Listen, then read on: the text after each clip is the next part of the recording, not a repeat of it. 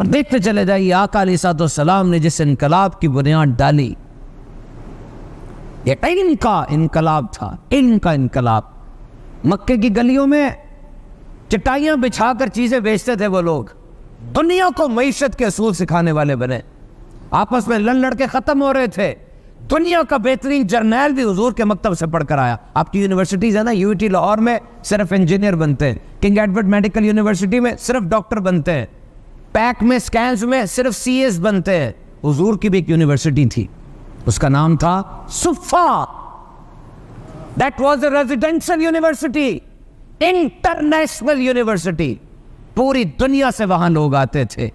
حضرت صہیب رضی اللہ تعالیٰ عنہ یہ روم سے آئے تھے، حضرت سلمان رضی اللہ تعالیٰ عنہ فارس سے آئے تھے، حضرت بلال رضی اللہ تعالیٰ عنہ حبش سے آئے تھے، اور یہیں سے دنیا کا سب سے بڑا جرنیل اٹھ کر گیا، یہیں سے دنیا کا سب سے بڑا ادیب اٹھ کر گیا، یہیں سے دنیا کا سب سے بڑا گورنر اٹھ کر گیا۔ اور جب ڈارک ایجز تھیں، جب دنیا میں علم کو پیچھے کیا جا رہا تھا، یہ پڑھیں ڈارک ایجز کو پڑھیں، مسلمانوں کی گولڈن ایجز تھی، ان کی ڈارک ایجز تھی۔ The ages were very dangerous۔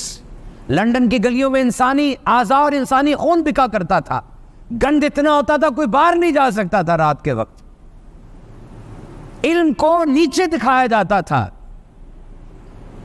سقراط کو زہر دے کے مار دیا گیا، افلاطون چند لوگوں میں علم دیتا تھا، صرف بڑی بات باہر جا کے نہیں کر سکتا تھا، اور ارسطو کو جلا وطن کر دیا گیا۔ برونو ایک فزسسٹ تھا جس نے جیوگرافی کے اوپر کام کیا تھا، اس کو لٹکا کر جلا دیا گیا۔ گیلیلیو آیا تھا، اس کو کہا تم نے اپنے نظریات سے توبہ کرنی ہے، توبہ نہ کی تو تمہارا بھی یہ حال کریں گے۔ علم کوئی نہیں سیکھ سکتا تھا۔ 1481 سے لے کے 1808 تک تقریباً 3 لاکھ لوگوں کو زندہ جلایا گیا کہ علم حاصل نہیں کرنا۔ علم کے بارے میں یہ رویہ تھا اس وقت۔ اور ادھر دیکھو نبی پاک صلی اللہ علیہ وسلم کے غلام شیخ سعدی لکھتے ہیں، میں جامعہ نظامیہ میں گیا، میں نے ایک نظر میں دیکھا 10,000 اسٹوڈنٹس بیٹھ کر علم کی تکرار کر رہے ہیں۔ اس میں فقی بھی تھے، محدثین بھی تھے، اس میں ایسٹرونومی کو پڑھنے والے بھی تھے۔ کیوں؟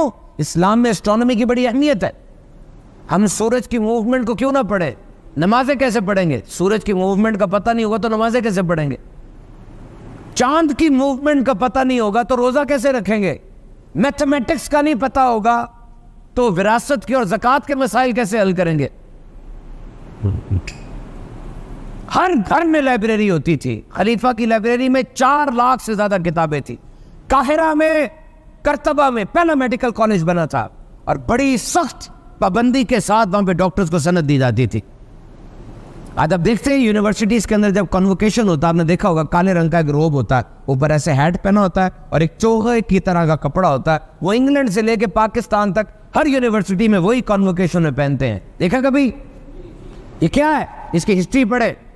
یہ وہی مسلمانوں کا روب تھا جس کو تھوپ کہتے تھے، اور وہی ٹریڈیشن چلتا چلا آ رہا ہے۔ آپ حیران نہیں ہوتے آج بھی آکسفورڈ کے اندر، آج بھی ہارورڈ کے اندر کیوں اسلامک چیئرز بنی ہوئی ہیں؟ وہ انگریز اپنی زندگیاں وقف کر رہے ہیں مسلمانوں کی کتابوں کے اوپر۔ کیوں؟ 400 سال تک یورپ کی یونیورسٹیز میں عربی پڑھائی جاتی رہی ہے، سارا علم عربی کے اندر تھا۔ رام پرکاش انڈیا کا ایک بہت بڑا آفٹلمولوجسٹ ہے، آنکھوں کا ڈاکٹر ہے، وہ بی بی سی کے ایک انٹرویور کے ساتھ لے کر ایک تہہ خانے میں گیا اور جا کر کہتا ہے یہ جگہ دیکھو، see this place, do you know what happened here? تمہیں پتہ یہاں کیا ہوا تھا؟ اس نے کہا مجھے نہیں پتا۔ کہا یہاں دنیا کا پہلا موتیے کا آپریشن ہوا تھا۔ کہا کس نے کیا تھا؟ اس نے ہاتھ ایسے پیچھے اور کہا تمہیں پتا نہیں؟ سب سے پہلا آپریشن یہ مسلمانوں نے کیا تھا۔ کیوں؟ ان کے نبی نے کہا تھا اللہ has not sent down any disease without sending down its cure۔